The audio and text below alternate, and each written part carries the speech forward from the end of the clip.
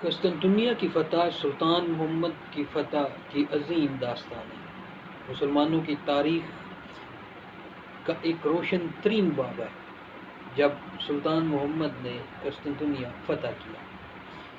سلطان محمد، جنہیں تاریخ آج بھی سلطان محمد فاتح کے نام سے جانتی ہے، کی فوج کے ہاتھوں قسطنطنیہ کی فتح کے ساتھ ہی 27 قبل مسیح میں قائم ہونے والی رومن امپائر بھی اپنے انجام کو پہنچ گئی۔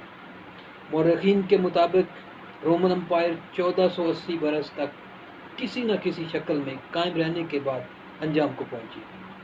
مسلمانوں نے رومن امپائر کے مرکز قسطنطنیہ کو فتح کرنے کے لیے کئی بار کوششیں کی تھیں، مگر کامیاب نہ ہوئے۔ تاریخ بتاتی ہے قسطنطنیہ کا قدیم نام بازنطین تھا۔ 330 عیسوی میں شہنشاہ کانسٹنٹائن اول نے اپنا دارالحکومت روم سے بازنطین منتقل کیا تو شہر کا نام بھی بدل دیا، جو عربوں کے ہاں پہنچ کر قسطنطنیہ بن گیا، اور آج کل اس شہر کو دنیا استنبول کے نام سے یاد کرتی ہے۔ مسلمان شروع ہی سے اس شہر کو فتح کرنے کا خواب دیکھتے آئے۔ اس خواب کو حقیقت کی شکل میں دینے کے لیے 674 میں بڑا بحری بیڑا تیار کر کے قسطنطنیہ کو فتح کرنے کی مہم پر بھیجا گیا۔ یہ بیڑا 4 سال تک مسلسل اس شہر کی فصیلیں توڑنے کی کوشش کرتا رہا، مگر ناکام رہا۔ 678 میں بازنطینی بحری جہاز شہر سے نکلے اور عرب حملہ آوروں پر حملہ کر دیا۔ بازنطینیوں کے پاس آتش یونانی کی شکل میں زبردست ہتھیار تھا۔ یہ ایک ایسا آتش گیر مادہ تھا جسے تیروں کی مدد سے پھینکا جاتا اور فوراً کشتیوں جہازوں کے ساتھ چپک جاتا، حتیٰ کہ پانی ڈالنے سے بھی مزید آگ بھڑک اٹھتی تھی۔ دوسری طرف عرب اس آفت سے مکمل طور پر ناواقف تھے، اور وہی ہوا جس کا ڈر تھا کہ دیکھتے ہی دیکھتے تمام بحری بیڑا آگ کی نظر ہو گیا۔ سپاہیوں نے پانی میں کود کر جان بچانے کی کوشش کی، مگر نہ بچ سکے۔ ایسے لگتا تھا جیسے پانی میں بھی آگ لگ گئی ہے۔ عرب جان بچا کر دوڑے تو سمندری طوفان نے آ لیا، اور سینکڑوں کشتیوں میں سے ایک آدھی بچ کر لوٹنے میں کامیاب ہو سکی۔ اس محاصرے کے دوران مشہور صحابی ابو ایوب انصاری بھی شہید ہوئے۔ ان کا مقبرہ آج بھی شہر کی فصیل کے باہر ہے۔ سلطان محمد فاتح نے یہاں ایک مسجد تعمیر کرائی، جسے ترک مقدس مقام مانتے ہیں۔ اس کے بعد 717 میں بنو امیہ کے امیر سلیمان بن عبد المالک نے قسطنطنیہ فتح کرنے کی کوشش کی۔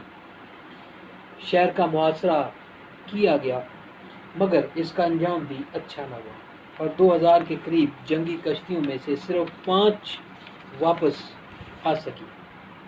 اس کے بعد 6 صدیوں تک مسلمانوں نے قسطنطنیہ کا رخ نہیں کیا، حتیٰ کہ سلطان محمد فاتح نے شہر پر اپنا جھنڈا لہرا کر سارے پرانے بدلے چکا دیے۔ عثمانی فوج نے گزشتہ 47 روز سے قسطنطنیہ کا محاصرہ کر رکھا۔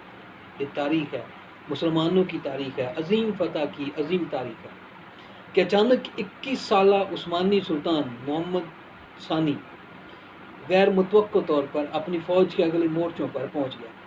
سر پر بھاری پگڑ باندھے اور طلائی خلط میں ملبوس، سلطان نے اپنے سپاہیوں کو ترکی زبان میں مخاطب کرتے ہوئے کہا، میرے دوستوں اور بچوں، آگے بڑھو، اپنے آپ کو ثابت کرنے کا لمحہ آ گیا۔ اس کے ساتھ ہی عثمانی دستوں نے فلک شگاف نعرے لگاتے ہوئے خشکی اور سمندر دونوں اطراف سے فصیل کے کمزور حصوں پر حملہ کر دیا، اور توپوں کے دہانے نے آگ برسانا شروع کر دی۔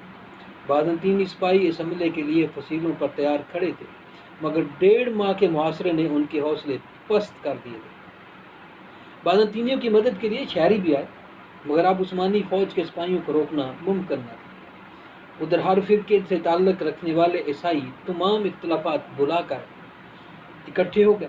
اطالوی طبیب نکولو باربیرو لکھتے ہیں، سفید پگڑیاں باندھے ہوئے حملہ آور جانصاری دستے بے جگر شیروں کی طرح حملہ کرتے تھے، اور ان کے نعروں اور طبلوں کی آوازیں ایسی تھیں جیسے ان کا تعلق اس دنیا سے نہ ہو۔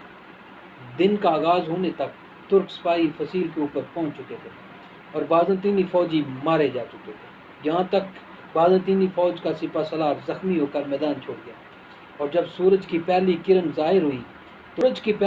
ظاہر ہوئی تو ترک سپاہی بازنطینی پرچم اٹھا کر اس کی جگہ عثمانی جھنڈا لہرا رہا تھا۔ یوں سلطان محمد فاتح کی حیثیت سے اپنے وزراء اور عمائدین کے ہمراہ حاجیہ صوفیہ پہنچے۔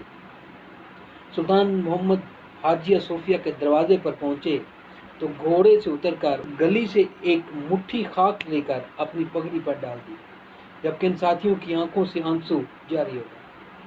مسلمان 700 سال کی جدوجہد کے بعد قسطنطنیہ کو فتح کرنے میں کامیاب ہوئے۔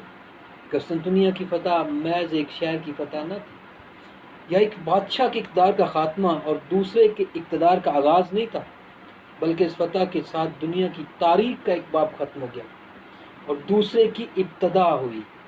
اس فتح کے ساتھ عثمانی سلطنت نے اپنا نقطہ عروج چھو لیا تھا اور وہ اگلی 4 صدیوں تک 3 براعظموں ایشیا، یورپ اور افریقہ کے حصوں پر بڑی شان سے حکومت کرتے رہے۔ فتح قسطنطنیہ کو فوجی تاریخ کا سنگ میل بھی قرار دیا جاتا ہے، کیونکہ اس کے بعد ثابت ہو گیا کہ اب بارود کے استعمال اور بڑی توپوں کی گولہ باری کے بعد فصیلیں کسی شہر کے تحفظ کے لیے ناکافی ہیں۔ شہر پر ترکوں کے قبضے کے بعد ہزاروں کی تعداد میں یونانی بولنے والے شہری بھاگ کر یورپ، خاص طور پر اٹلی کے مختلف شہروں میں جا بسے۔ اس وقت یورپ تاریک دور سے گزرا ہے۔ قسطنطنیہ سے جانے والے یونانی ہیرے جواہرات کے ساتھ ساتھ ارسطو، افلاطون، بطلیموس اور دوسرے حکماء علماء کے اصل یونانی نسخے بھی ساتھ لے گئے، اور انہوں نے ہی یونانی علوم کے احیاء میں زبردست کردار ادا کیا۔ ادھر قسطنطنیہ کی حالت قبرستان جیسی ہو چکی۔ سلطان محمد فاتح نے شہر کی حالت دیکھ کر شیخ سعدی کا یہ شعر پڑھا: الو افراسیاب کے میناروں پر نوبت بجائے جاتا ہے، کیسر کے محل پر مکڑییں جالے بن لیے، مگر اب شہر کے اثر نو تعمیر کا وقت آن پہنچا تھا۔ سلطان نے قسطنطنیہ کو اپنا دارالحکومت بنایا اور آنے والے شروع میں شہر نے وہ عروج دیکھا جس نے ایک بار پھر ماضی کی عظمت کی یادیں تازہ کر دیں۔ سلطان نے اپنی سلطنت میں حکم نامہ بھیجا: جو کوئی چاہے وہ آ جائے، اسے شہر میں گھر اور باغ ملیں گے۔ صرف یہی نہیں، اس نے یورپ سے بھی لوگوں کو قسطنطنیہ آنے کی دعوت دی تاکہ شہر پھر سے آباد ہو جائے۔ اس کے ساتھ ہی سلطان نے ہنگامی بنیادوں پر شہر کے تباہ شدہ ڈھانچے کی اثر نو تعمیر کا آغاز کیا، اور جلد ہی دنیا بھر سے دستکار، کاریگر، تاجر، خطاط، مصور، سونار اور دوسرے ہنرمند اس شہر کا رخ کرنے لگے۔ سلطان نے حاجیہ صوفیہ کو چرچ سے مسجد بنا دیا، تاہم شہر میں دوسرے بڑے گرجا گھر آج بھی موجود ہیں۔ سلطان کے بیٹے سلیم علی شاہ کے دور میں قسطنطنیہ نے ترقی کی نئی منزلوں کو چھوا۔ یورپ پر سقوط قسطنطنیہ کا بڑا گہرا اثر ہوا، اور وہاں اس سلسلے میں کتابیں اور نظمیں لکھی گئیں اور متعدد پینٹنگز بنائی گئیں، اور یہ واقعہ ان کے اجتماعی شعور کا حصہ بن گیا۔ یہی وجہ کہ یورپ کبھی اسے بھول نہیں سکا۔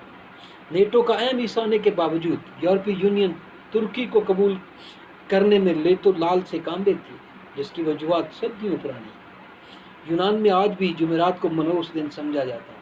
29 مئی 1453 کو جمعرات ہی کا دن تھا۔ معاملہ جو کچھ بھی ہو، قسطنطنیہ کی فتح مسلمانوں کی عظیم فتوحات میں سے ایک ہے، جو تاریخ میں ہمیشہ سنہری حروف میں لکھی جائے گی۔